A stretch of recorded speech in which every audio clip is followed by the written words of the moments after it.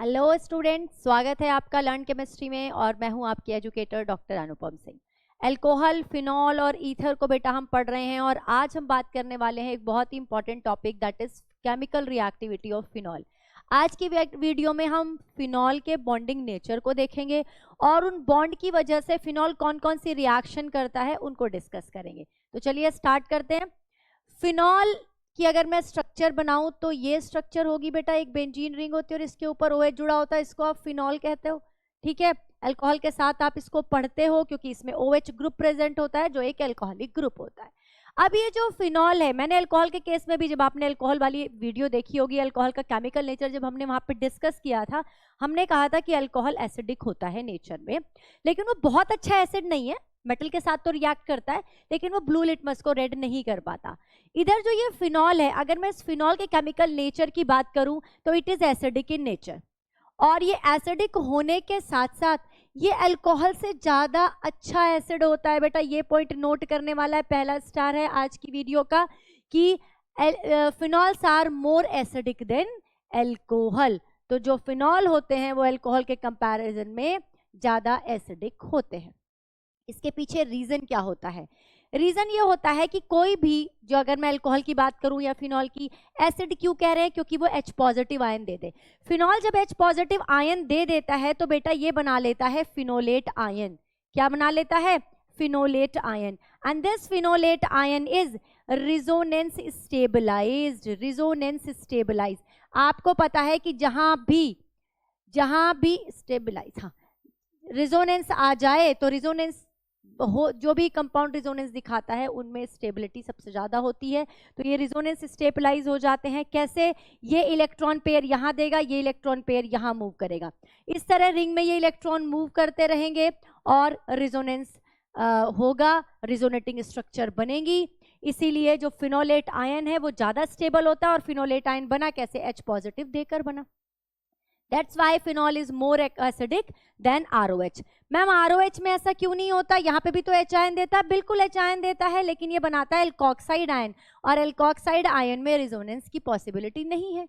ठीक है भाई, रिजोनेंस कहाँ कहाँ पे होता है आपको पता है? रिजोनेंस होने के लिए स्ट्रक्चर प्लेनर होनी चाहिए, कार्बन sp2 हाइब्रिडाइज्ड होने चाहिए, प्लस साथ में क्या होना चाहिए? कॉन्जुगेशन होना चाहिए ना बेटा। यहाँ कहीं कॉन्जुगेशन नजर आ रहा है? कॉन्जुगेशन नहीं है यहाँ पे। यहाँ पर कॉन्जुगेशन नजर आ रहा है ना भाई, देखो, negative single double single double single double single, तो यहाँ पर रिजोनेंस नजर आ रहा है, कॉन्जुगेशन नजर आ रहा है, इसलिए रिजोनेंस होगा।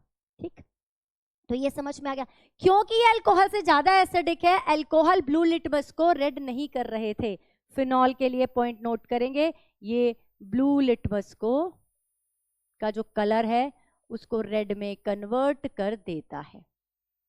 ठीक है, ये इंपॉर्टेंट पॉइंट हो गया फिनॉल से रिलेटेड। अगर मैं फिनॉल के एसिडिक नेचर की बात कर ही रही हूं तो साथ में हम एक दो चीजें और डिस्कस करते हैं कि जो इलेक्ट्रॉन विदड्रॉइंग ग्रुप होते हैं, अगर वो फिनॉल के साथ, रिंग के साथ अटैच होते हैं तो इलेक्ट्रॉन विदड्रॉइंग ग्रुप एसिडिटी को इंक्रीज करते हैं। एसिडिटी को इंक्रीज करते हैं। कौन हो सकते हैं इलेक्ट्रॉन विदड्रॉइंग ग्रुप? भाई NO2 अगर लगा हो, it is a electron withdrawing group. CHO लगा है, इलेक्ट्रॉन विदड्रॉइंग ग्रुप। तो ये क्या करेंगे एसिडिटी को इंक्रीज करेंगे। ऐसा कैसे होगा कि बेटा जब आप फिनोलेट आयन के साथ यहाँ कोई इलेक्ट्रॉन विदड्रॉइंग ग्रुप जुड़ा हुआ है तो इलेक्ट्रॉन को विदड्रॉ करेगा, इलेक्ट्रॉन को अपनी तरफ खींचेगा, रिंग में से इलेक्ट्रॉन को खींचेगा। तो ये जो खिंचाव है वो यहाँ से हो रहा है ना, इधर से इलेक्ट्रॉन खींच रहे हैं। तो जब इलेक्ट्रॉन यहाँ से खींच रहे हैं तो इस वाले बॉन्ड की जो पोलैरिटी है वो इंक्रीज हो जाएगी, ये बॉन्ड आसानी से टूट जाएगा, H पॉजिटिव आसानी से निकल जाएगा। इसीलिए इलेक्ट्रॉन विदड्रॉइंग ग्रुप क्या करते हैं? एसिडिटी को इंक्रीज करते हैं। अगर इलेक्ट्रॉन रिलीजिंग ग्रुप की बात करें तो ये क्या करते हैं बेटा? इनकी प्रेजेंस से जो एसिडिटी होती है वो डिक्रीज हो जाती है फिनॉल की। वो कैसे? क्योंकि फिनोलेट आयन के अंदर अगर मैंने इलेक्ट्रॉन रिलीजिंग ग्रुप लगा दिया तो ये तो इलेक्ट्रॉन बढ़ा रहे हैं, इलेक्ट्रॉन की डेंसिटी यहाँ बढ़ा रहे हैं। इलेक्ट्रॉन की डेंसिटी जब ये यहाँ पर बढ़ा रहे हैं तो ऑक्सीजन हाइड्रोजन से और इलेक्ट्रॉन क्यों लेगा? तो ये जो बॉन्ड है O और H का वो स्ट्रॉन्ग हो जाता है, H आसानी से नहीं निकल पाता, इसीलिए जो एसिडिटी है वो डिक्रीज हो जाती है। मैम कौन से होते हैं इलेक्ट्रॉन रिलीजिंग ग्रुप? आपने पढ़ा है, अगर कोई अल्काइल लग जाए, अगर कोई मिथाइल OCH3 ग्रुप लग जाए, these are electron releasing group, right. अब आपको पता है कि इलेक्ट्रॉन विड्रॉइंग ग्रुप एसिडिटी को बढ़ाते हैं, और जितने ज्यादा आप इलेक्ट्रॉन विड्रॉइंग ग्रुप लगाओगे एसिडिटी उतनी ही ज्यादा होगी। यानी कि नंबर ऑफ सब्स्टिट्यूएंट, कौन से सब्स्टिट्यूएंट? इलेक्ट्रॉन विड्रॉइंग ग्रुप अगर इंक्रीज होते हैं तो एसिडिटी इंक्रीज हो जाती है, राइट। अगर मैंने लगाया हुआ है एक ये OH के पास, हमने यहाँ NO2 लगाया, यहाँ NO2 लगाया है, यहाँ NO2 लगाया है। दूसरा हमारे पास एक और कंपाउंड है जिसमें OH लगा है, ऑर्थो पर NO2 है और एक पैरा पर NO2 है। तो this is more acidic because there is a more number of electron withdrawing group, right. Clear हो गया। अब ऑर्थो, मेटा, पैरा की भी अगर हम बात करें, उसको भी यहीं कहीं लिख लेते हैं, यहाँ लिख लेते हैं। ऑर्थो, मेटा और पैरा की बात करें तो फिनॉल के केस में जो एसिडिक कैरेक्टर होता है बेटा, सबसे ज्यादा जो कैरेक्टर होता है एसिडिक वो पैरा का होता है, उसके बाद ऑर्थो का होता है और उसके बाद मेटा का होता है। आपको पता है उसका रीजन ये है बेटा कि जो ऑर्थो होता है, और अगर मैं ऑर्थो और पैरा का अगर मैं ऑर्थो और पैरा का कंपैरिजन कराऊं तो पैरा में ज्यादा एसिडिटी इसलिए होती है क्योंकि पैरा के अंदर इंट्रामोलिकुलर हाइड्रोजन बॉन्डिंग नहीं होगी, वहां इंटरमोलिकुलर हाइड्रोजन बॉन्डिंग होगी। तो ये हाइड्रोजन फ्री है ना, H पॉजिटिव आसानी से निकल जाएगा। But in the case of ortho nitrophenol there is a possibility of intramolecular hydrogen bonding, है ना। इसीलिए जो पैरा है, para nitrophenol, it is more acidic than ortho nitrophenol. तो मेटा सबसे पीछे क्यों गया? मेटा इसलिए पीछे गया क्योंकि ऑर्थो और पैरा पर इलेक्ट्रॉन की डेंसिटी ज्यादा होती है। तो इलेक्ट्रॉन विड्रॉइंग ग्रुप अगर आप ऑर्थो और पैरा पर लगाओगे तभी इफेक्ट होगा उसका, मेटा पर तो इलेक्ट्रॉन की डेंसिटी का कोई फर्क ही नहीं होगा। इसीलिए इस इलेक्ट्रॉन विड्रॉइंग ग्रुप का कोई इफेक्ट नहीं होता, इसीलिए इसकी एसिडिटी सबसे पीछे रखी गई है। तो सबसे ज्यादा एसिडिक कौन हुआ? Para nitrophenol, then ortho nitrophenol and then meta nitrophenol. तो ये हमने बात की एसिडिक नेचर ऑफ फिनॉल की। फिनॉल में और कौन कौन सी नेचर होती है, किस तरह की बॉन्डिंग होती है और क्या क्या रिएक्शन होती है, वो हम डिस्कस करेंगे। जल्दी से लीजिए इसका स्क्रीनशॉट।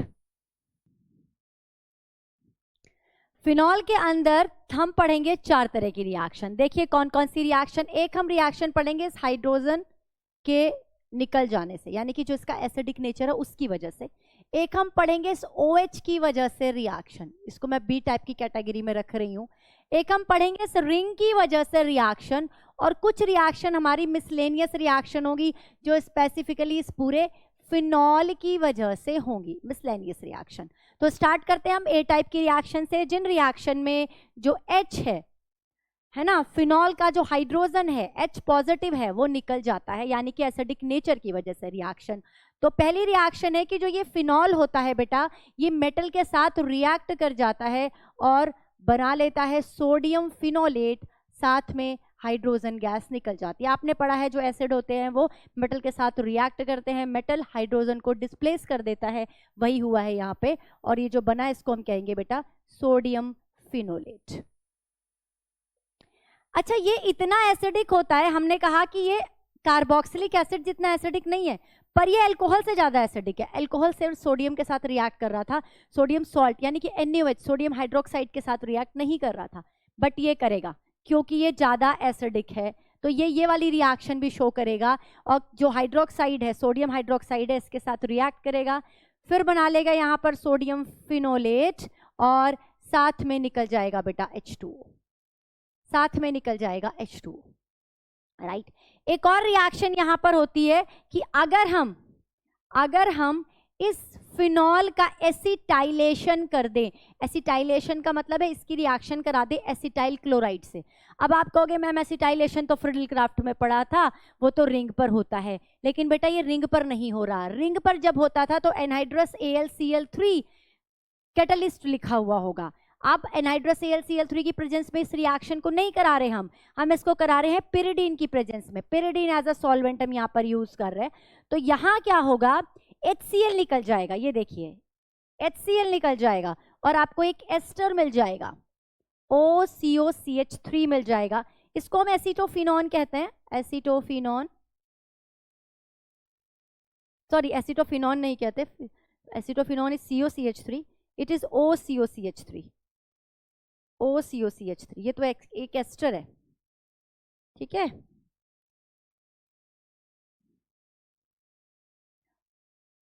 इसके साथ यहां पर हम HCl निकालेंगे, राइट। अच्छा, एसिटाइलेशन एसिटाइल क्लोराइड से भी करा सकते हैं और एसिटिक एनहाइड्राइड से भी करा सकते हैं।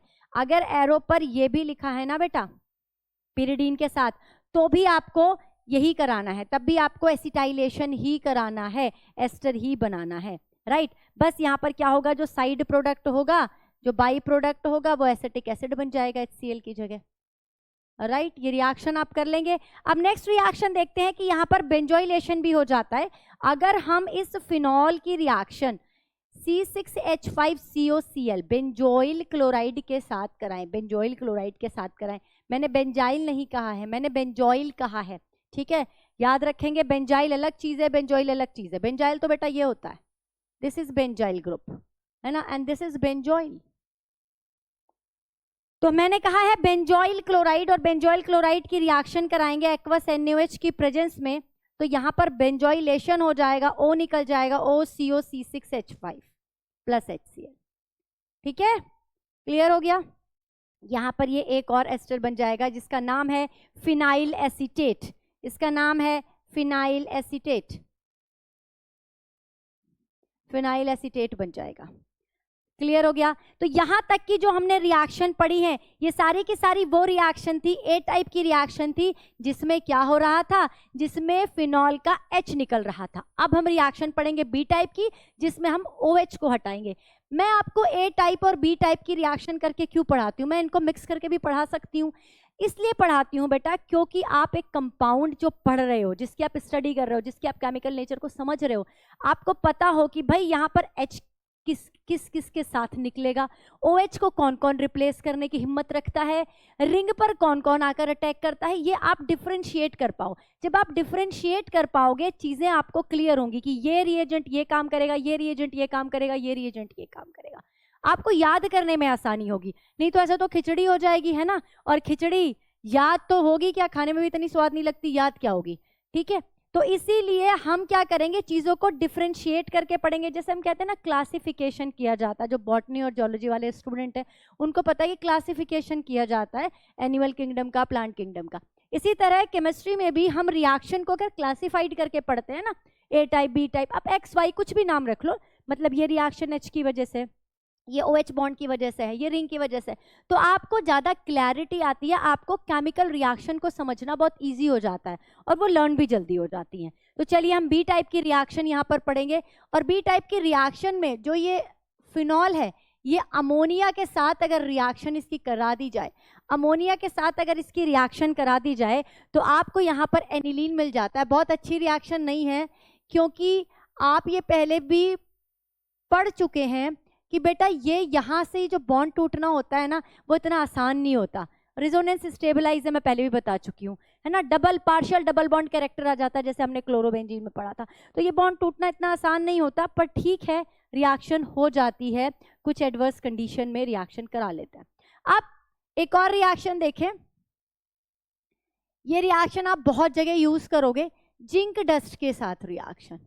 जब हम जिंक डस्ट के साथ फिनॉल की रिएक्शन कराते हैं, तो यहाँ पर बेंजीन बनती है। बेंजीन बनाने की ये बहुत अच्छी रिएक्शन है, और ये आपसे एग्जाम में पूछी जाती है। It's very important reaction and very good reaction. तो यहाँ पर क्या बन जाता है, बेंजीन बन जाता है। इसे आप रिडक्शन भी कह सकते हो, इसे आप रिडक्शन भी कह सकते हो, है ना। आप क्या कर रहे हो, रिंग में से ऑक्सीजन को हटा रहे हो ना, रिडक्शन कर रहे हो आप फिनॉल का। तो फिनॉल का रिडक्शन कर रहे हो, एल्केन में कन्वर्ट, उसको फिर उसमें सॉरी एरीन में कन्वर्ट कर रहे हो। तो ये क्या हुआ, हाइड्रोकार्बन में कन्वर्ट कर दिया आपने इसको, हाइड्रोकार्बन तो खैर ये भी है, आपने इसको किस में कन्वर्ट कर दिया, सॉरी एरीन्स में कन्वर्ट कर दिया, किसमें, किससे, फिनॉल से, अल्कोहलिक ग्रुप को हटा दिया, तो ये इसका क्या हो गया, रिडक्शन हो गया। अब हम कुछ और अच्छी रिएक्शन करेंगे, वो रिएक्शन होंगी हमारी C टाइप की रिएक्शन, और ये जो रिएक्शंस हैं, ये रिएक्शन होंगी रिंग की वजह से रिएक्शन, ठीक है। A टाइप की रिएक्शन आपने पढ़ ली, B टाइप की आपने रिएक्शन पढ़ ली, अब हम C टाइप की रिएक्शन यानी कि पढ़ेंगे रिंग के ऊपर। और रिंग के ऊपर मैं आपको बहुत बार बता चुकी हूँ कौन सी रिएक्शन होती है, इलेक्ट्रोफिलिक सब्स्टिट्यूशन रिएक्शन। ये आपको याद कर लेना है बहुत अच्छे से। जब भी रिंग पर आप रिएक्शन करा रहे हैं, बेंजीन रिंग वहां पर है, तो आपको देखना है कि वहां पर इलेक्ट्रोफिलिक सब्स्टिट्यूशन रिएक्शन होने की संभावना होगी ही, है ना। कुछ एक्सेप्शंस हैं, वो हम देखेंगे कि क्या क्या है, रिएजेंट के कुछ रीजन हो सकते हैं, लेकिन वहां पर कौन सी रिएक्शन होती है, इलेक्ट्रोफिलिक सब्स्टिट्यूशन रिएक्शन होती है। कौन कौन सी है, 4 रिएक्शन आपने पढ़नी है, halogenation, nitration, sulphonation, Friedel Crafts. Halogenation, nitration, sulphonation, Friedel Crafts, ये चारों रिएक्शन याद करें, ये होती है electrophilic substitution reaction on benzene ring. Group to group कुछ चीजें वेरी होती हैं, वो हम जिस चैप्टर को पढ़ेंगे उसमें समझते जाएंगे। जैसे अब फिनॉल के केस की मैं बात करूं, पहली रिएक्शन यहां पर मैं आपको पढ़ाने जा रही हूं, इलेक्ट्रोफिलिक सब्स्टिट्यूशन रिएक्शन की पहली category, that is halogenation. Halogenation, ring पर लगाना है हमें हेलोजन, है ना। तो याद करो क्या करते थे, बेंजीन रिंग पर हेलोजन की रिएक्शन कराते थे, एक लिविस एसिड लेते थे, कैटलिस्ट लेते थे एरो के ऊपर, जैसे कि FeBr3। उसका क्या काम होता था बेटा, वो करता था जनरेशन ऑफ इलेक्ट्रोफाइल, और फिर इलेक्ट्रोफाइल आकर रिंग पर अटैक करता था और आपको क्लोरोबेंजीन या ब्रोमोबेंजीन या आयोडोबेंजीन मिल जाती थी। अब लेकिन यहां पर खाली बेंजीन नहीं है, यहां पर फिनॉल है, यहां पर फिनॉल प्रेजेंट है। अब इस फिनॉल के साथ जब आप रिएक्शन कराते हो, फिनॉल के साथ रिएक्शन कराते हो, तो यहां पर आपने लिया ब्रोमीन वाटर, Br2+H2O लिखा हुआ हो सकता है, इसको हम ब्रोमीन वाटर कहते हैं, या एक्वस ब्रोमीन लिखा हुआ हो सकता है, तो एक ही बात है, इसका मतलब है ब्रोमीन वाटर। तो जब हम ब्रोमीन वाटर के साथ रिएक्शन करा रहे हैं, तो जो ये ब्रोमीन वाटर होता है, ये हाईली पोलर सॉल्वेंट होता है। ये चीज नोट कर लो, ये छोटे छोटे पॉइंट नोट कर लो, है ना। ये छोटे छोटे पॉइंट आपके कंपटीशन के पॉइंट ऑफ व्यू से बहुत अच्छे हैं। आप JEE का एग्जाम दे रहे हो, नीट का एग्जाम दे रहे हो, आप इवन बोर्ड पढ़ रहे हो, आप CUET पढ़ रहे हो, आपकी जो कंसेप्ट है वो क्लियर होंगे कि ऐसा क्यों हो रहा है।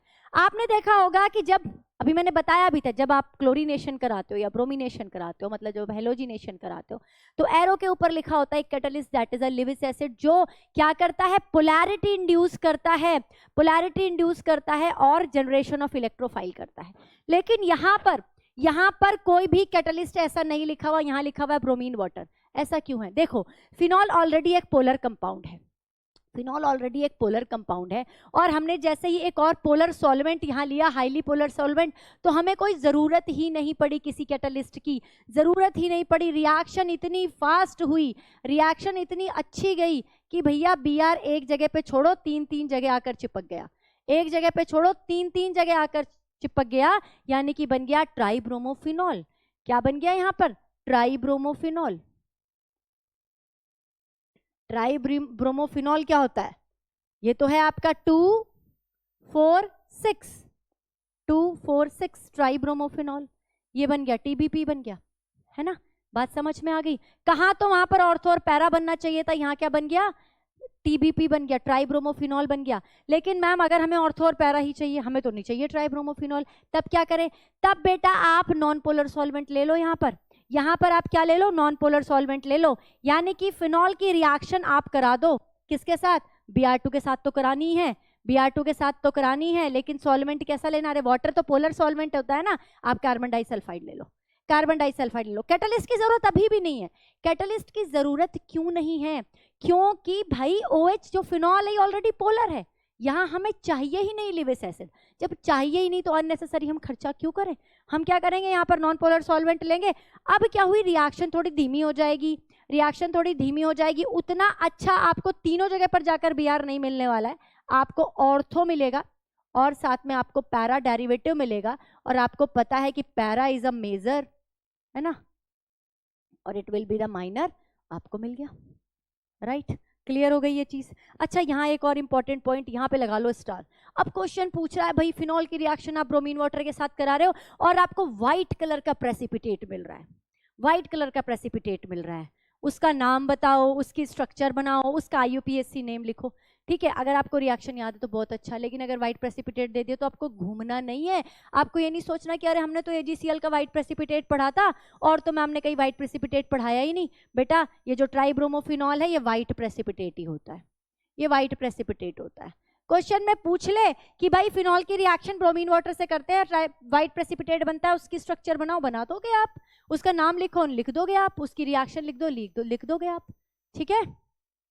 तो ये रिएक्शन हुई एक पोलर सॉल्वेंट की प्रेजेंस में, ये रिएक्शन हुई एक नॉन पोलर सॉल्वेंट की प्रेजेंस में, लेकिन कैटलिस्ट की जरूरत नहीं पड़ी। तो ये हमने पढ़ा अभी हैलोजिनेशन। अच्छा, ये चीज आपको मैं नोट भी करवाना चाहती हूँ क्योंकि ये बहुत बहुत इंपॉर्टेंट है, इस चीज को आप नोट करें कि यूजुअली जब हम हेलोजिनेशन, नोट करेंगे बेटा अपनी लैंग्वेज में कर लो, यूजुअली जब हम हेलोजिनेशन करते हैं तो वहां पर हम क्या करते हैं, एक लिविस एसिड को यूज करते हैं एज अ कैटलिस्ट, जो पोलैरिटी इंड्यूस करता है ब्रोमीन में, क्लोरीन में, आयोडीन में, उनके बॉन्ड को तोड़ता है और इलेक्ट्रोफाइल का जनरेशन करता है। उसके बाद होता है electrophilic substitution on benzene ring. लेकिन यहाँ पे क्या होता है, phenol being a polar group, highly polar होने की वजह से इसको किसी भी कैटलिस्ट की जरूरत नहीं होती। ऐसा क्वेश्चन आया हुआ है, बोर्ड में भी पूछा हुआ है। ठीक है, अब ये नोट करने के बाद हम रिंग की सेकेंड रिएक्शन करेंगे। हमने हेलोजिनेशन कर लिया, इसके बाद नाइट्रेशन करेंगे, फिर सल्फोनेशन और फिर फ्रिडल क्राफ्ट। जल्दी से लीजिए इसका स्क्रीनशॉट।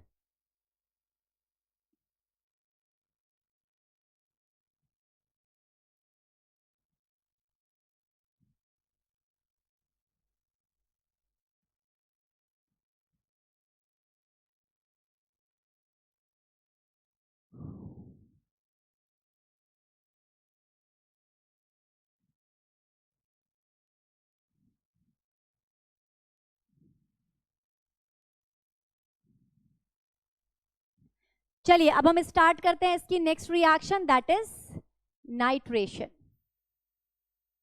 नाइट्रेशन आपको पता है कि बेंजीन रिंग पर नाइट्रेशन कैसे होता है, HNO3 के साथ रिएक्शन कराते हैं, कॉन्सेंट्रेटेड HNO3 के साथ in presence of concentrated H2SO4, जो हेल्प करता है NO2 पॉजिटिव यानी कि इलेक्ट्रोफाइल के बनाने में। लेकिन मैं आपको पहले बता चुकी, फिनॉल एक पोलर कंपाउंड है, तो यहाँ पर क्या होगा, तो जब फिनॉल का नाइट्रेशन किया जाएगा और आप कॉन्सेंट्रेटेड HNO3 लोगे, यहाँ पर जब यहाँ पर आप क्या लोगे, कॉन्सेंट्रेटेड HNO3 लोगे, तो यहाँ पर आपको जरूरत तो है ही नहीं H2SO4 की, इट इज वेरी पोलर, और ये क्या करेगा, NO2 को 3 जगह पर भेज देगा, इधर भी भेजेगा, इधर भी भेजेगा और इधर भी भेजेगा, और आपको क्या मिलेगा, आपको मिलेगा ट्राई नाइट्रोफिनॉल, मिलेगा ट्राई नाइट्रोफिनॉल, 2,4,6 ट्राई नाइट्रोफिनॉल, और जिसका नाम है पिक्रिक एसिड। बहुत ही अच्छा एसिड है, बड़ा ही सुपर एसिड है ये पिक्रिक एसिड, स्ट्रॉन्ग एसिड होता है। क्यों होता है strong acid, 3 electron withdrawing group जुड़े हुए हैं, एसिडिक कैरेक्टर को बढ़ा देता है फिनॉल के।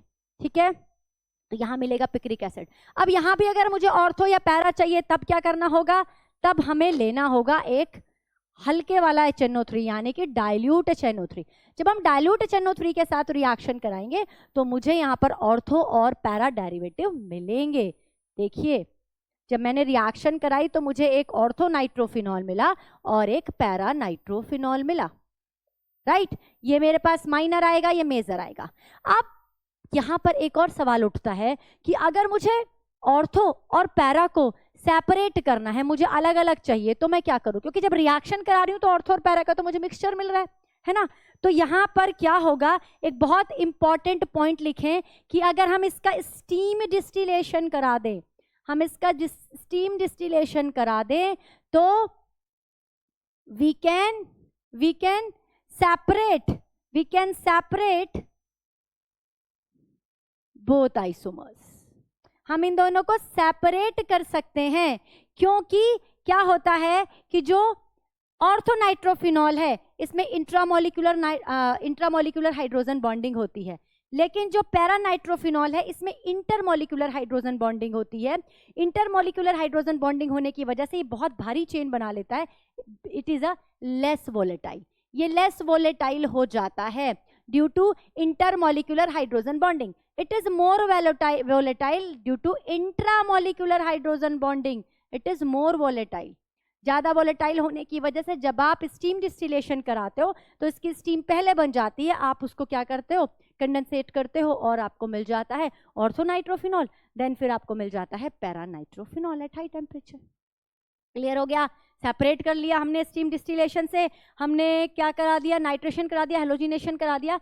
अब हम नेक्स्ट रिएक्शन देखेंगे, ए पार्ट हो गया इसका, बी पार्ट हो गया और इसका सी पार्ट, सी कैटेगरी का सी पार्ट, यानी कि रिंग वाली जो रिएक्शन कर रहे हैं हम, इलेक्ट्रोफिलिक सब्स्टिट्यूशन रिएक्शन कर रहे हैं, उसमें नेक्स्ट है हमारा सल्फोनेशन।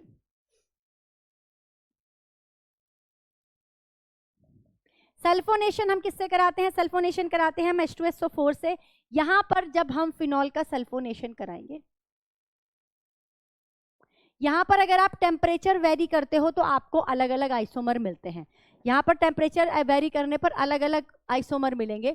लो टेम्परेचर पर आपको ऑर्थो डेरिवेटिव मिलेगा और हाई टेम्परेचर पर आपको पैरा डेरिवेटिव मिलेगा। ये मिलेगा आपको हाई टेम्परेचर पर, ठीक है। तो आपको दोनों डेरिवेटिव मिल गए, एक लो टेम्परेचर पर और एक हाई टेम्परेचर पर, right.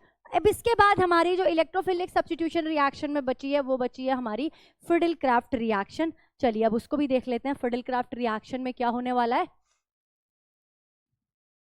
Fidel-craft reaction, Fidel-craft reaction में एसाइलेशन कराते हैं हम रिंग पर, बेंजोइलेशन कराते हैं और एल्काइलेशन कराते हैं। और ये सब रिएक्शन जो हम कराते हैं वो हम कराते हैं किसकी प्रेजेंस में? ये हम कराते हैं एनहाइड्रस Cl(Cl3), एक लिविस एसिड की प्रेजेंस में। चलिए स्टार्ट करते हैं रिएक्शन को। तो जो फिनॉल है आपका वो रिएक्ट करेगा एल्काइल हैलाइड के साथ in presence of anhydrous Cl(Cl3), that is a Lewis acid, that is a catalyst, है ना। और आपको मिल जाएगा ऑर्थो एंड पैरा डेरिवेटिव, यानी कि आपको ऑर्थोजाइलिन मिल जाएगी और पैराजाइलिन मिल जाएगी, ठीक है। Xylene, it's not xylene, xylene नहीं होगी तो क्रिसॉल होगा। जाइलिन में 2 CH3 होते हैं, सॉरी, इट इज क्रिसॉल। ऑर्थोक्रिसॉल एंड पैराक्रिसॉल ये मिलेंगे आपको, ठीक है। और पैराक्रिसॉल क्या होगा? मेजर क्वांटिटी में मिलेगा और जो ऑर्थो है वो आपको माइनर क्वांटिटी में मिलेगा। अब एक और बड़ी अच्छी रिएक्शन है, it is also a substitution reaction, है ना। ये जनरली सभी बेंजीन रिंग के जो बेंजीन डेरिवेटिव है उनमें नहीं होती, फिनॉल में होती है, एनिलीन में होती है। इस रिएक्शन को देखते हैं। इस रिएक्शन का नाम है कपलिंग रिएक्शन। इस रिएक्शन का नाम है कपलिंग रिएक्शन। अभी जब आप आगे पढ़ेंगे एमीन्स वाला चैप्टर तो उसमें एक कंपाउंड पढ़ते हैं बेंजीन डायजोनियम क्लोराइड। जब मैंने आपको हेलो एल्केन्स हेलोएरीन्स पढ़ाया था वहां पर भी ये रिएक्शन कराई थी, सैंडमेयर कराई थी, गेटरमैन कराई थी, वहां पर भी बताया था बेंजीन डायजोनियम क्लोराइड। देखो मैं एक बार फिर से आपको स्ट्रक्चर बता देती हूँ। This is benzene diazonium chloride. इसमें डायजो कंपाउंड प्रेजेंट होता है, तो नाइट्रोजन के एटम प्रेजेंट है, it is called benzene diazonium chloride. अब जो ये बेंजीन डायजोनियम क्लोराइड है जब फिनॉल के साथ रिएक्ट करती है तो ये पैरा पोजीशन पर आकर रिएक्ट करेगी फिनॉल के। ये देखो, है ना, यहां का जो H है वो निकल जाएगा HCl। ये जो रिएक्शन होगी ये pH 9 to 10 pH पर होती है, एल्कलाइन कंडीशन में ये रिएक्शन होगी और आपको एक डाई मिल जाएगी। इस डाई को मैं बना रही हूं यहां पे,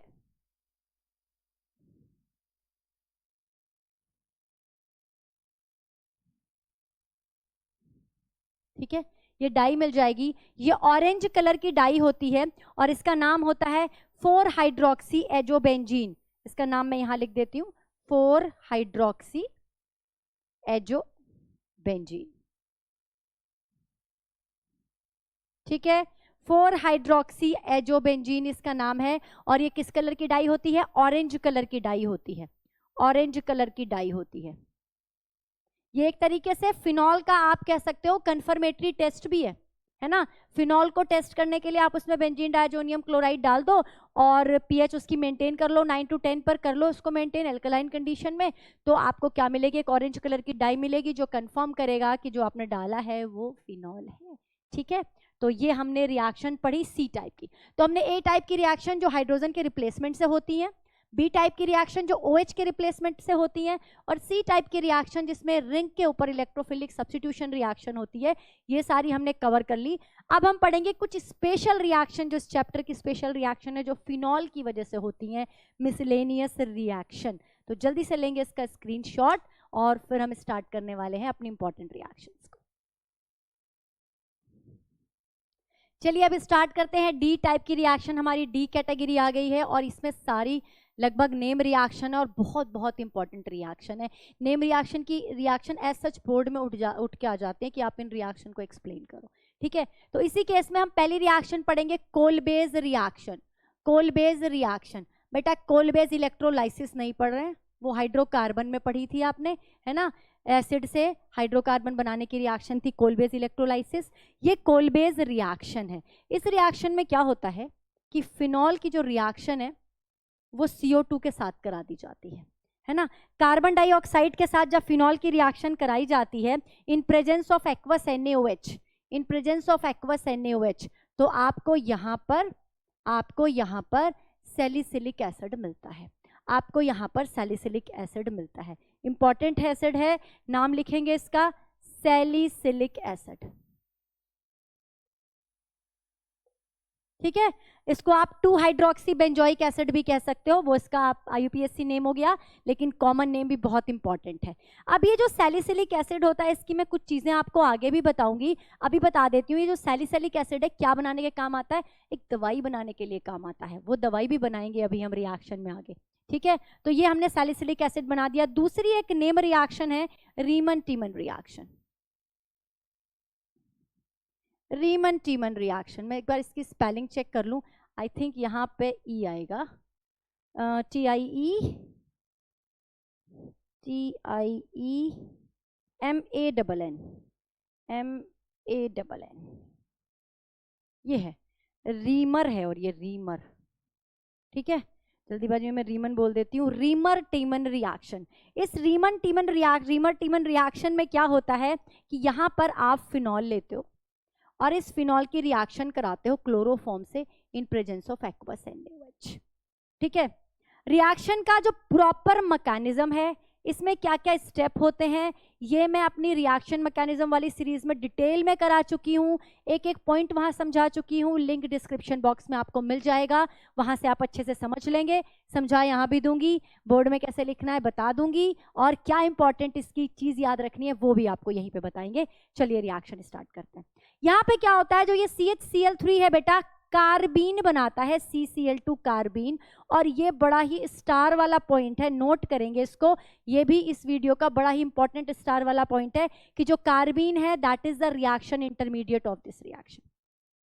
तो रीमन टीमन रिएक्शन में रिएक्शन इंटरमीडिएट कौन होता है? कार्बीन होता है, CCl2 होता है। ठीक है, ये कार्बीन किससे बनता है? क्लोरोफॉर्म से बनता है, और आपको यहां मिलता है बेंजल्डिहाइड।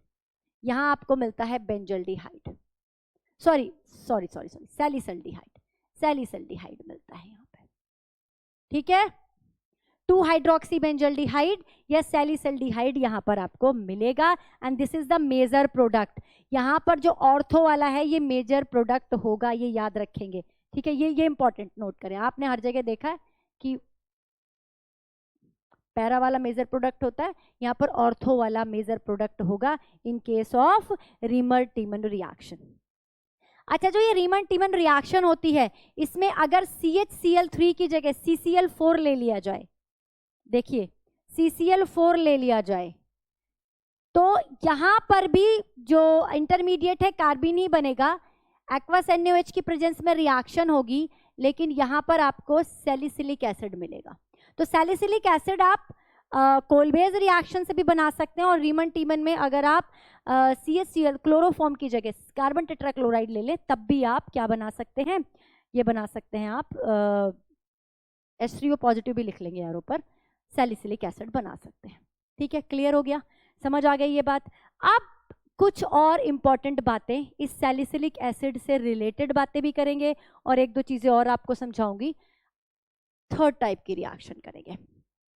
थर्ड टाइप की रिएक्शन में आप पढ़ेंगे कि जो ये सैलिसिलिक एसिड होता है, मैंने भी बताया, एक बहुत ही इंपॉर्टेंट दवाई का प्रिकर्सर होता है। और वो दवाई क्या होती है, वो मेडिसिन क्या होती है, आपने खाई भी होगी या बहुत बार नाम सुना होगा, जिसका नाम है एस्प्रिन। तो हम अभी आपके सामने बोर्ड पर एस्प्रिन बनाएंगे, है ना, खाने के लिए नहीं बनाएंगे, पढ़ने के लिए बनाएंगे। देखिए क्या करते हैं, ले लेते हैं आप एक सैलिसिलिक एसिड, सैलिसिलिक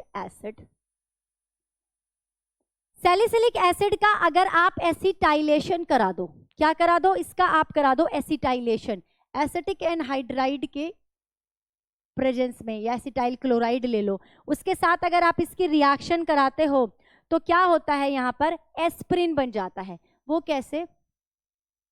यहाँ पर जो ये OH है इसका एसिटाइलेशन हो जाएगा, H रिप्लेस हो जाएगा, पीछे भी पढ़ के आए हैं, और ये COOH। इसका नाम ही बेटे एस्पिरिन है, इसी का नाम एस्पिरिन है, यही वो दवाई है, ठीक है, इसी का नाम एस्पिरिन है, जिसका नाम जो कि एक एनाल्जेसिक है। और इस कंपाउंड का नाम अगर मैं बात करूं तो 2-एसिटॉक्सी बेंजोइक एसिड। आपसे नाम पूछ लेगा कि इसका कॉमन नेम बताओ, इट इज एस्पिरिन। एस्पिरिन क्या दवाई होती है? एनाल्जेसिक होती है, एनाल्जेसिक होती है, ठीक है, पेन किलर होती है, ये एनाल्जेसिक होती है, याद रखेंगे। ये आपके ना केमिस्ट्री इन एवरीडे लाइफ वाला जो चैप्टर था उसमें भी थी, लेकिन वो चैप्टर हट गया, लेकिन एस्पिरिन फिर भी पूछी जाती है क्योंकि ये फिनॉल वाले चैप्टर में भी आती है, ठीक है। तो ये चीजें याद रखनी है आपको। उसके बाद इसी सैलिसिलिक एसिड पर एक और रिएक्शन पढ़ेंगे हम। इस पर अगर मैं करा दूं अल्कोहल की रिएक्शन, C2H5OH की रिएक्शन करा दे, अगर C2H5OH की रिएक्शन कराएंगे, अल्कोहल की रिएक्शन कराएंगे, तो आपको पता है कि अल्कोहल एसिड के साथ मिलकर एस्टर बनाता है, और यहाँ पर मोर एसिडिक ग्रुप कौन है? COOH है। तो रिएक्शन अब यहाँ पर होगी, तो रिएक्शन अब यहाँ पर होगी और आपको मिलेगा COOC2H5, H2O बाहर निकल जाएगा, H2O बाहर निकल जाएगा। क्लियर है ये बात? समझ में आ रहा है? इसका जो नाम है वो है फिनाइल सैलिसिलेट, फिनाइल सैलिसिलेट कहेंगे इसको, फिनाइल सैलिसिलेट कहेंगे इसको, है ना। और इसका एक सेकेंड सॉरी इथाइल अल्कोहल के साथ नहीं करा रहे हम, इसका फिनॉल के साथ ही फर्दर रिएक्शन करा रहे हैं, तभी तो फिनाइल सैलिसिलेट नाम है इसका, तभी तो इसका नाम फिनाइल सैलिसिलेट हुआ, है ना। इसका हम फिनॉल के साथ ही रिएक्शन करा रहे हैं, तो इसका नाम है फिनाइल सैलिसिलेट और कॉमन नेम है इसका सेलॉल, सेलॉल, ठीक है। ये भी एक एंटीसेप्टिक होता है सेलॉल, राइट। हमने क्या बनाया? हमने पहले सैलिसिलिक एसिड से एस्पिरिन बनाया, फिर हमने सैलिसिलिक एसिड से क्या बनाया? सेलॉल बनाया। अब इसी सैलिसिलिक एसिड की रिएक्शन, एक और रिएक्शन कर देते हैं यहाँ पे हम, अगर मिथाइल अल्कोहल के साथ करा दें, तो आपको मैंने भी ये बोला कि अल्कोहल लिया है आपने, एसिड के साथ रिएक्शन हो जाएगी, एस्टर बन जाएगा फिर से, तो आपकी एक और रिएक्शन हो गई, ठीक है। यहां पर क्या हुआ? COOH ने रिएक्शन कराया, इसका नाम है मिथाइल सैलिसिलेट, इसका नाम है मिथाइल सैलिसिलेट, ठीक है। इसको ऑयल ऑफ विंटर ग्रीन भी कहते हैं, ऑयल ऑफ विंटर ग्रीन भी कहते हैं, नोट करेंगे, इंपॉर्टेंट है, नोट करेंगे। सबसे बढ़िया वाला तो रिएक्शन ये है जिसमें आपसे पूछ लेता है कि भाई फिनॉल से आप एक वो बनाओ, एक मेडिसिन जो कि एनाल्जेसिक है, उसकी रिएक्शन लिखो। तो आप क्या करेंगे? पहले फिनॉल से स्टार्ट करके रिएक्शन को आप बना लेंगे यहाँ पर सैलिसिलिक एसिड, चाहे आप इस मेथड से बना लो चाहे इस मेथड से बना लो, एंड देन फिर सैलिसिलिक एसिड का आप करा दो एसिटाइलेशन, तो आपको मिल जाएगी एस्पिरिन जो कि एक एनाल्जेसिक है, ठीक है। अब हम ये सारी रिएक्शन कर चुके हैं, अभी मिसलेनियस रिएक्शन में रुकेंगे, अभी और भी 2-3 रिएक्शन पढ़नी बाकी हैं, जल्दी से इसको आप कॉपी कीजिए। चलिए 6th रिएक्शन करेंगे हम मिसलेनियस की कैटेगरी में, हम फिनॉल की रिएक्शन करेंगे थैलिक एनहाइड्राइड के साथ, थैलिक एनहाइड्राइड, है ना, थैलिक एनहाइड्राइड के साथ रिएक्शन कराएंगे। ये जो कंपाउंड अब बनेगा दैट इज एन इंडिकेटर, और जिसको आपने क्लास 10th में ही पढ़ लिया था, फिनोल्फथलीन, जी फिनोल्फथलीन बनाएंगे। अब देखिए क्या होगा, फिनॉल के जो मॉलिक्यूल हैं, ये फिनॉल लिया मैंने, यहाँ पर 2 फिनॉल के मॉलिक्यूल पार्टिसिपेट करेंगे रिएक्शन में, ये पैरा का हाइड्रोजन मैंने बनाया, इसको रिंग की जगह हम बॉन्ड की फॉर्म में बना लेते हैं, ठीक है ना। तो यहाँ पे 2 फिनॉल के मॉलिक्यूल किससे रिएक्ट कर जाएंगे? थैलिक एनहाइड्राइड के साथ रिएक्ट करेंगे। देखो थैलिक एनहाइड्राइड क्या होता है? थैलिक एसिड का एनहाइड्राइड होता है ये। मैम थैलिक एसिड क्या होता है? बेटा थैलिक एसिड होता है बेंजीन पर 2 COOH ग्रुप एडजेसेंट कार्बन पे जुड़े हों, दैट इज थैलिक एसिड,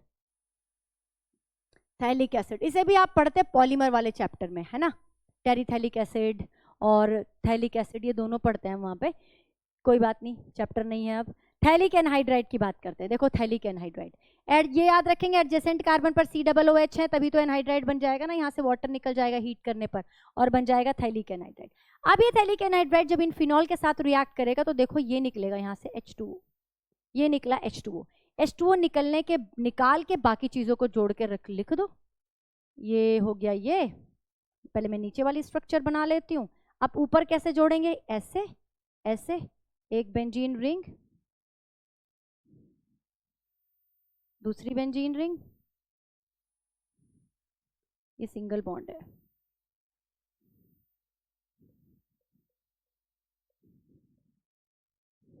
ये बन गया। इसका नाम है फिनोल्फथलीन। फिनोल्फथलीन है इसका नाम बेटा, जिसको आप यूज करते हो फिनोल्फथलीन, जिसको आप यूज करते हो एज ए इंडिकेटर, जिसको आप यूज करते हो वही लिखा है PHTHALEIN। यस, ठीक है, फिनोल्फथलीन जो कि एक इंडिकेटर है। ये हमने बना लिया। अब हम 2 रिएक्शन और है, 2 से 3 रिएक्शन है जो फिनॉल के केस में बची है, उनको कवर करता है। देखिए, अगर इस फिनॉल का हाइड्रोजिनेशन करा दे निकल की प्रेजेंस में, हाइड्रोजिनेशन करा दिया जाए निकल की प्रेजेंस में, तो क्या होता है कि ये सारे के सारे जो तीनों के तीनों जो बॉन्ड है, 3 मॉलिक्यूल H2 के लेंगे, एडिशन हो जाएगा हाइड्रोजन का और आपको मिल जाएगा साइक्लोहेक्सेनॉल। साइक्लोहेक्सेनॉल मिल जाएगा। ये रिडक्शन की रिएक्शन हुई है ना, मतलब रिडक्शन इन द केस हमने रिंग का रिडक्शन करा दिया है। ठीक है, नेक्स्ट एक और रिएक्शन, ये भी बहुत इंपॉर्टेंट रिएक्शन है, बहुत इंपॉर्टेंट रिएक्शन है। एयर में अगर हम इस फिनॉल को हीट करते हैं, एयर के अंदर अगर अब इसको गर्म किया जाता है, और किसकी प्रेजेंस में गर्म करते हैं? Na2Cr2O7 की प्रेजेंस में। Na2Cr2, एयर की प्रेजेंस में नहीं, सॉरी,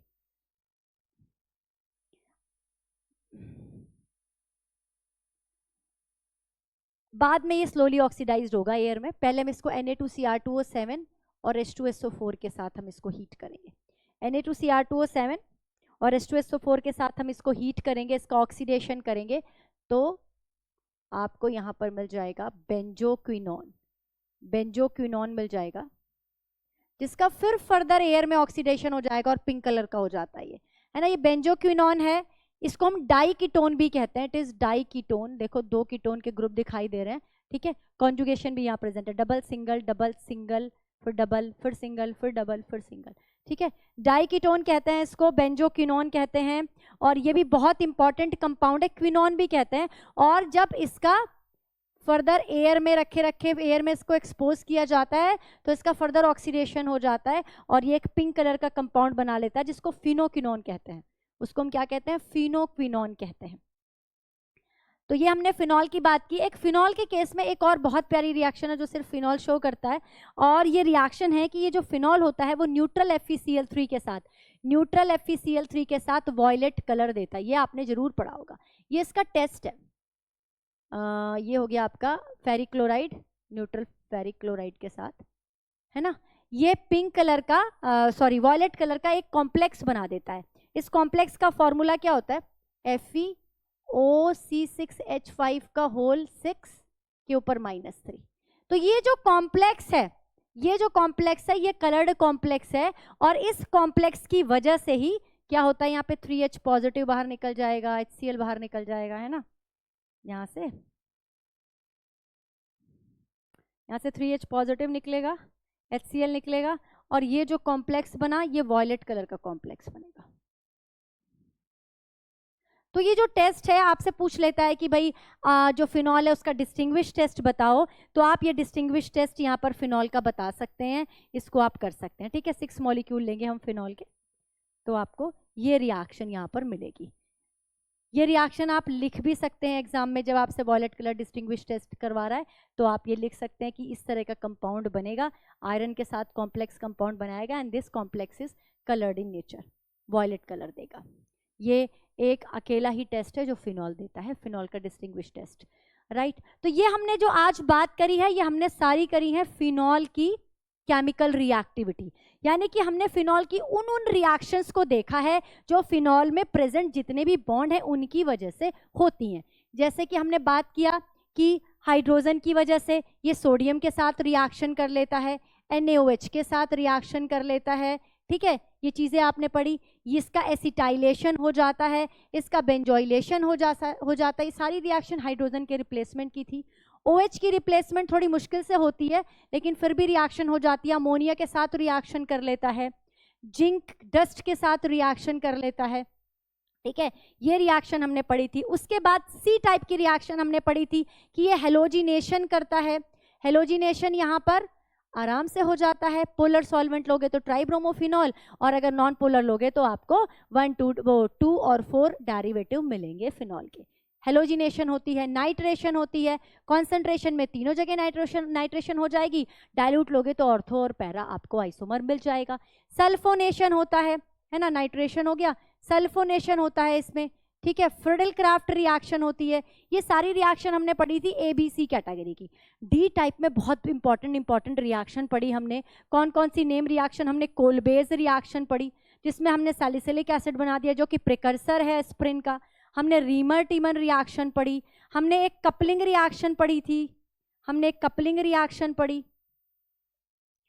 रीमर टीमन रिएक्शन। ये रिएक्शन बहुत इंपॉर्टेंट है। कपलिंग रिएक्शन आपने पढ़ी। एक आपने ऑक्सीडेशन पढ़ा